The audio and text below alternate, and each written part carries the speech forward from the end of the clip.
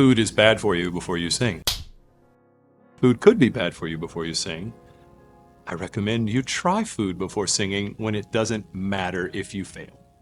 Like before a voice lesson, before a coaching, before a rehearsal, and see how it works out. Well, hello there, and welcome back to the Tone-Based Voice YouTube channel.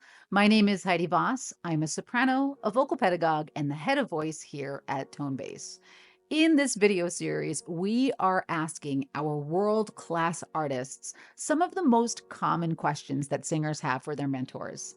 In today's episode, we are asking, what is one myth about singing that people often believe?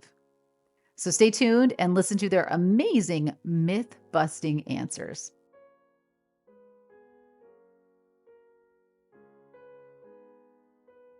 That honey goes onto your vocal folds when you drink tea. PSA, you have two tubes there. You have a trachea and an esophagus. And guess what? When you drink tea, if the tea is going down your trachea onto your vocal folds, you're dead. So the honey is very soothing for the tissues in your pharynx, but it is not going on your vocal folds. So it doesn't matter. I mean, another one I would say is that lifting weights is categorically off limits for singers. There's just more and more research coming out that suggests that that's just not true. And in fact, some amount of weightlifting can be really good for you just as a human being. And human beings are singers. Singers are human beings. So when you have good muscle tone, you have good bone density, especially as someone who's getting a little bit older, your body is your instrument. So you really do need to take care of your body. And part of that, especially for women, as they start to get into their 40s, is about increasing muscle tissue. And that requires some weightlifting. And I didn't do that for a long time because I was petrified it was going to hurt my voice.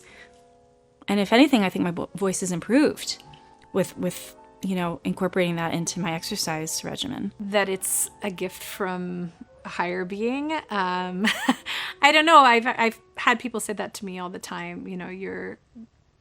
This must come so easily to you because it sounds good. And I think that is a myth. I think everybody puts a lot of work into their singing, and that there are not voices who can just open their mouths and glorious, beautiful sound comes out. Or maybe it does, but they can only do one thing. They're just a one-trick pony. They can sing this one aria. There's work that goes into everybody's performances, and I practice every single day, even when I don't have singing coming up, because if I take a day off, or worse, I take 2 to 3 to 5 days off from vacation or something, I come back, it is a nightmare. It's like training to be an athlete. You stop exercising and you can't just go out and run a marathon. So even if I don't feel like it, my morning routine is get up, take the kids to school, drink my coffee, read the paper, and then go to practice and get that done before I move on to any other tasks for the day, because it's so important to practice every single day. I think it's really funny that people imagine all the glamour of a singing career like you're on a vacation in all these exotic and wonderful places, when a singer actually knows that there's lots of work, lots of preparation, and a disciplined way of living that makes it possible for you to get up there and please an audience every performance. There are a lot of myths around singers and diva-like characters that the general public probably understand to be true. The size of body really has nothing to do with any sound that's being created. And certainly in our business, there are a lot of voices telling us to be bigger, telling us to be smaller, or all of these things make an impact. They don't. And that's one of those times where I really should have told people, please leave, but using more 4-letter words.